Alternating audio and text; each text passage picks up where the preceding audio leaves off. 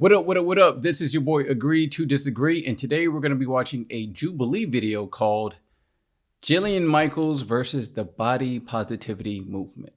Let's see if she can finally talk some sense into the woke mob. Let's get to it. All right, my first surrounded claim is that obesity is not healthy, and pretending it is puts lives at risk. If you want to be the first debater, get to the chair in 3, 2, 1. Hi, I'm Edie. Nice to meet you. I'm an eating disorder therapist. I'm going to do my best to not use the O word because I find it pretty offensive. So I'm going to use fat-bodied as we talk. Okay. Do you understand why people find it harmful and triggering? Overweight and obese is literally just having too much body fat. It has nothing to do with the quality of the person. Yeah, I agree with you on that.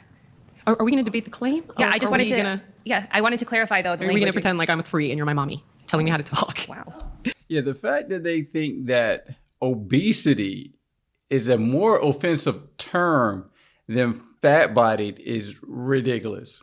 I feel like they keep changing which words you can use and which words you can't use. First, you can't say fat. Now, fat is acceptable. Fat-bodied is going to be the normalized term to use until people start using that to shame them. And then all of a sudden, fat bodies is a word that's not going to be allowed anymore. Yeah, I really don't understand why they're treating the word obesity as if it's the N-word. As if for 400 years that word has kept my people down. No, what's really keeping you down is bad eating habits and laziness. But you can't really control the fact that you're black, but you can control how much you weigh. So if you want a better quality of life, you need to start eating better and exercising. Okay. Okay. So the claim that you're saying is that it is inherently unhealthy to live in a fat body. It's inherently unhealthy to have excess body fat, yes. Okay. Where are you getting that information from? Oh, okay. There are dozens. According to the World Health Organization and the Centers for Disease Control and Prevention, excess body fat, particularly at levels classified as obesity, is associated with increased risk of type 2 diabetes, cardiovascular disease, certain cancers, high blood pressure, and premature death. However, body fat is not the only determinant of health. Physical activity, diet quality, genetics, and metabolic markers also play major roles. But I would add to that, if you are physically active and you have a good diet, the less likely you are to be obese and have excess body fat. Now, I will say genetics do play a role. You may have to work harder than the next person, but at the end of the day, it's still possible. The MRT trials that show having excess body fat, dozens, is causal, not correlated. Oh, no, that's not true. There's no disease that just fat-bodied people get. I didn't say that. I didn't say that. But obesity lends itself to all-cause mortality across the board. Have you heard of something called adiposopathy? Mm-hmm. Okay, so you know it means literally sick fat. And you understand how it works? Mm-hmm. Okay, tell me how it works. So it's an additional layer of fat in the stomach area. No, that's not what it is. It works as follows. When we eat too much food that has energy that we're not utilizing, the body needs to put that energy somewhere, right? So it puts it in fat cells. So it puts it in initially subcutaneous fat cells, a little bit of visceral fat, which is fat around the organs. And at first you have hyperplasia, which means we're recruiting new little fat cells, which isn't necessarily. All right, so it says adiposopathy, or sick fat, refers to dysfunctional fat tissue that contributes to metabolic disease. It is not simply excess body fat, but fat that has become biologically altered in ways that promote inflammation, insulin resistance, abnormal cholesterol levels, and increased cardiovascular risk. A bad thing up to a point. Now, the issue is that once you can no longer recruit more fat cells, right, you get hypertrophy. So the fat cells start to expand. And this is exceptionally dangerous because what ends up happening is the blood vessels get outpaced. So the fat cells can't get oxygen and they start screaming, literally. And when they do, they release cytokines, inflammatory proteins, right? I want to pause. No, of course you do want to pause. Okay. Because it's irrefutable. You don't even know what I'm talking about. So, Jillian, okay, first of all, I don't appreciate the way that you're speaking here. You called me out for just trying to understand the languaging and saying I was talking to like a 3-year-old. I felt like I was talking to you very respectfully. You're talking to me very disrespectfully right now. Here's the thing. And I want to. You're telling me you understand it, but you don't understand it. You fundamentally didn't describe it accurately. But what I understand is that. What's lipotoxicity? I don't want to talk about. I am not. Okay, here I'm going to say this straight out. I am not a medical doctor. Okay, so I'm not going to talk to you about medical diagnosis because that's outside my scope, and I'm fully willing. Hey, I'm fully willing to be wrong. What I am here to talk to you about is the fact that people in fat bodies are irreparably harmed going into the medical system every single day because of the term the O word. So that's what you want to litigate? Yeah. Okay, that's not the claim though. The idea that fat-bodied people are inherently unhealthy is, I believe, incorrect. You're wrong. No, I'm not wrong. Robust amount of data. It's like she's allergic to facts. Jillian is giving her plenty of data and facts to back up her points, and this girl is not trying to hear any of that. Listen, the old word is not harming these people. It's the cheeseburgers. I promise you, fast food is doing way more damage to these people than saying the word obesity. I'm not wrong. Okay, so let me finish the thought. You can't look at. Let me finish the Let me thought. finish my thought first, Okay, please. sure. You can't look at a person's body and tell whether or not tell their health status. So fat is an endocrine organ. When it overgrows, it does wreak havoc in the body. I didn't finish telling you what happens. So when the oxygen can't get to those fat cells, they'll die and they'll rupture. And then the immune system starts dumping macrophages in to try to clean it up. But do you know what's But they even more can't clean it unhealthy up. is weight cycling. And as we talked about earlier, only except for your people who have. claim. If you want to talk about that claim, we can. The claim is. So then what are that you supposed to having do though? So let's say this person is in a fat body and they are inherently unhealthy, right? We're telling they're unhealthy because they're in this the fat vast body. majority What are of they supposed to people Will do? be significantly more prone to all-cause mortality. For me, Intentional weight loss fails 95 to 98% of the time. So what tell is me why, the though? You would probably know this better than me. because weight All right, it says there is no strong significant evidence supporting a universal 95 to 98% failure rate. Research shows many people regain weight over time, but outcomes vary depending on how success is defined.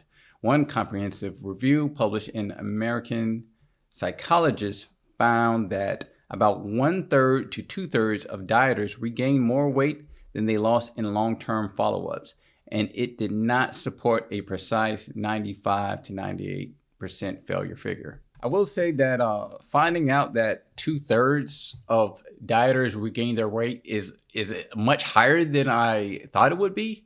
But I think the thing is about that, it's, dieting and exercising, it's a lifestyle. It's not something you do.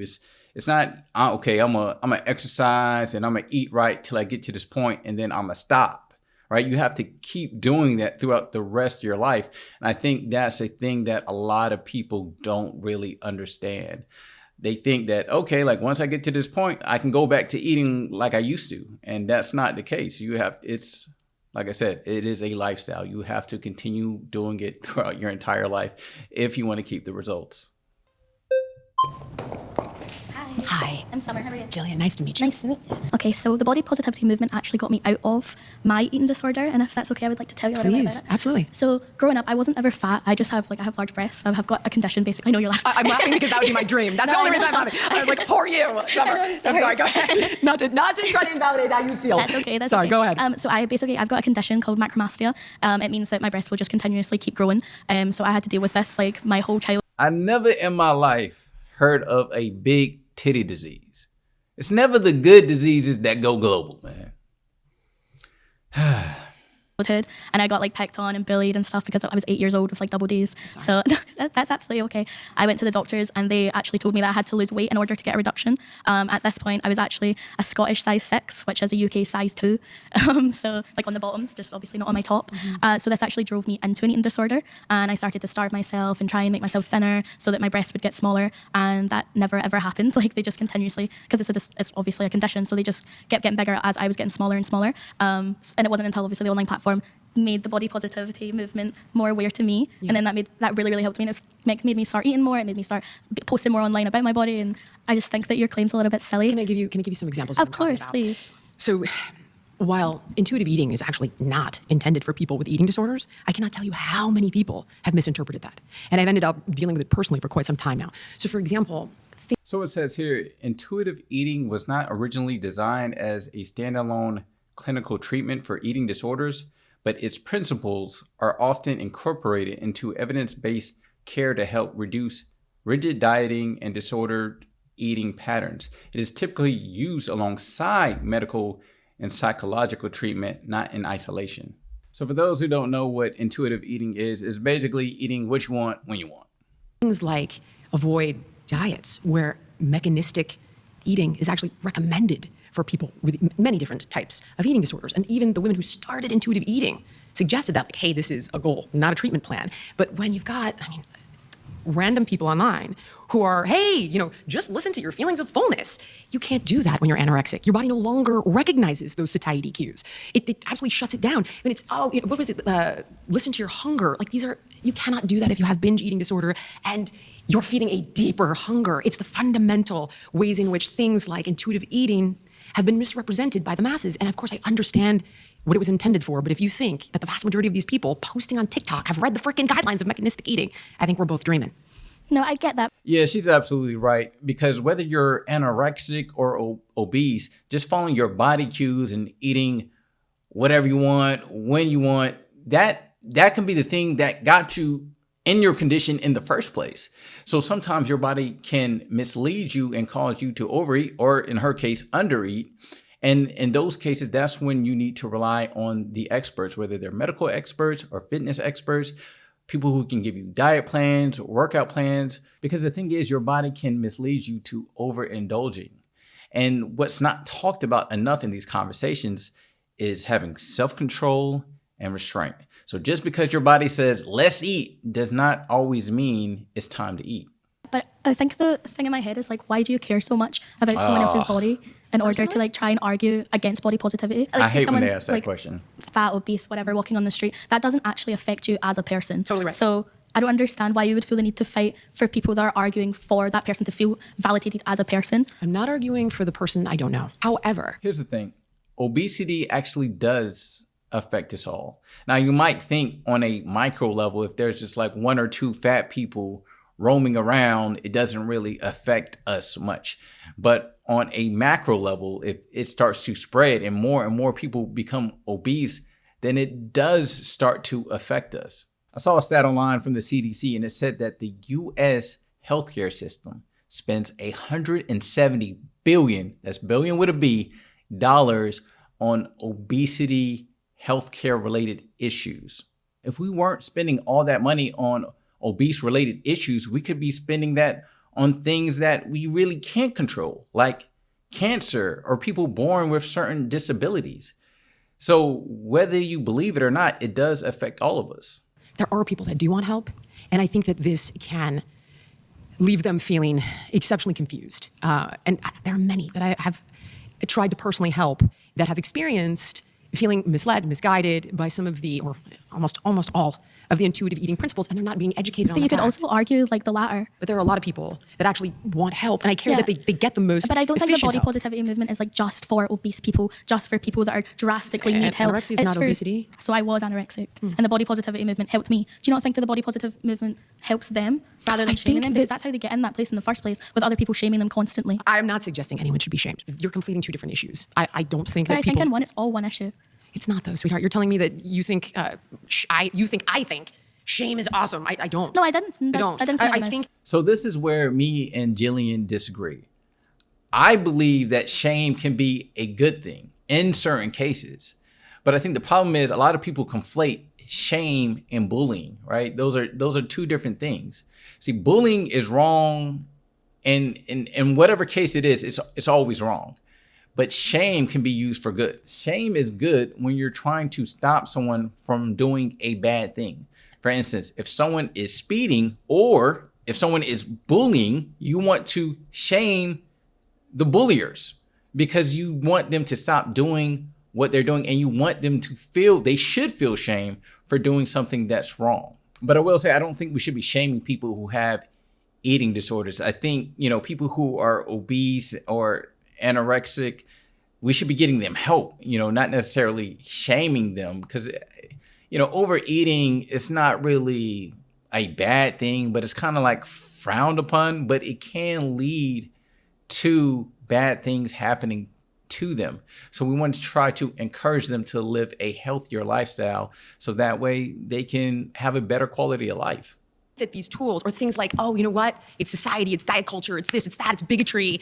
I'm like, no, dude, it's probably the fact that like somebody, God forbid, touched you when you were a kid. I don't think Or- that's appropriate or even right in the slightest bit. You No really one don't think touched so? me. No, not one- you, dude. I'm no not one- talking about you. I completely get it. And I'm not you talking also about keep you mentioning personally. like parents. I have two very loving parents. My parents never made me feel shamed about my body. It was like TV shows like The Biggest Losers. In the UK, we've got Super Size versus Super Skinny. Like it was all of these TV shows that made me feel like this. It wasn't my parents. I'm gonna. I feel like at this point, she's just arguing just to argue, because yes, she's talking about, okay, she had two loving parents, but didn't she start this whole debate about how she was picked on as a kid? So I think Jillian's main point is that a lot of people overeat or starve themselves due to childhood trauma, which is what she was talking about. And she used someone being touched as just an example. So like her talking about like, oh, I had great loving parents, but this whole debate, you were talking about your childhood trauma and getting picked on. And then to add on to that, if you're letting a TV show influence you to starving yourself, yeah, I do think there's deeper rooted issues there. Millions of people watch The Biggest Losers. They didn't become anorexic or obese. So we have to question what's the underlying issues there, because that's not normal behavior. Suggest that I don't think you would be vulnerable to TV shows. Why? If there wasn't a primary injury. Because who cares, buddy? Do you know how much stuff like goes after me personally, or after people of color, or after gay people, or after like everybody? You have to remember, I'm quite young. So when these came out, I was very young, very impressionable. And I have like adults telling me that my body, because my BMI is higher, I have adults telling me that my body is like, you have to lose weight to fit in with normal people. Like you're young when you're impressionable. And for you to be arguing against like body positivity, like I hope you don't have a daughter, because my little sister, like, needs the body positivity movement. I think people need the body positivity movement, because without it, everyone's just going to be looking at other people, judging other people. Like, I'm sure. You think the body positivity movement is stopping people from being assholes? No, that's not what I said. I think you're not right about that. No, that's not what I said. So I said you think it stops people from judging other people. Yeah, well, no shot that's going to happen. They're It's just not not going to judging hide it people from on you. their size or what they're like. Of course they are. They're not. Sure. Okay, pause. You've been voted out by the majority. It's okay. Yeah, there's no chance you're going to stop people from being judgmental. I believe what we should do instead is put our focus in teaching our kids to have thicker skin, because trying to create this world where everyone's tiptoeing around people's feelings, it's just not real. People will always value honesty over empty pleasantries. Hell, that's the reason Donald Trump got elected. You know, yes, some of the stuff he was saying is inappropriate and wild as hell, but the fact that he was a straight shooter, it felt like a breath of fresh air. It's the same reason why girls go for bad boys over nice guys, because even though the bad boy is kind of an asshole, he's honest. He's not just telling the person what they want to hear. When you're someone who's blunt, when you're someone who's honest, people appreciate your compliments more, because it seems more authentic, and people appreciate that. Listen, and I've said this before, the body positivity movement is for things that you can't change, like skin tone, like height, like whether you were born with a missing limb, hair texture. It's for the big titty disease, right? It's for things that you can't change, not for things you can change, like you're fat. All right, that's all I got for this one. Please let me know, what points did you agree with? What points did you disagree with? Please leave your comments below and let me know what you thought. And if you want to see more videos like this, hit that subscribe button. And if you got anything out of this video, hit that like button. Disagree to disagree. I'm out.